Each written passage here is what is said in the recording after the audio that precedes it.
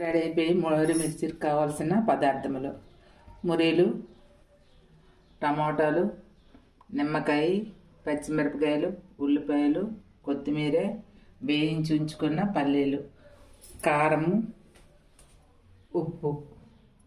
ఇప్పుడు తయారు చేసుకోవడానికి కావాల్సినవి: ఉల్లిపాయలను, కొత్తిమీర, టమోటాలు, పచ్చిమిర్చి,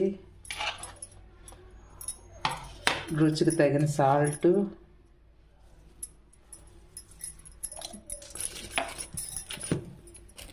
కారము, కొద్దిగా ఒక చెంచా కారము, తర్వాత వేయించి ఉంచుకున్న పల్లీలను కూడా అందులోనే వేసేయాలి.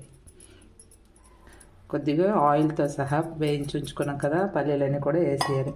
వేసి వీటిలన్నీ బాగా మిక్సింగ్ చేసుకోవాలి.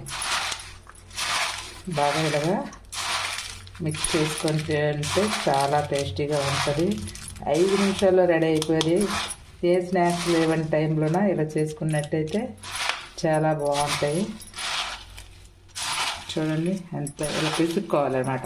ఇలా మెత్తగా పిసుకున్నట్టయితే మురీలు గట్టిగా ఉండకుండా బాగా సాఫ్ట్గా బాగా టేస్టీగా ఉంటుంది అన్నమాట.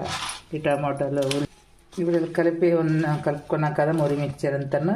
లాస్ట్లో నిమ్మకాయ ఇలా పిండుకోవాలి. ఇందులో నిమ్మకాయ కూడా పిండిసాక చక్కగా ఇలా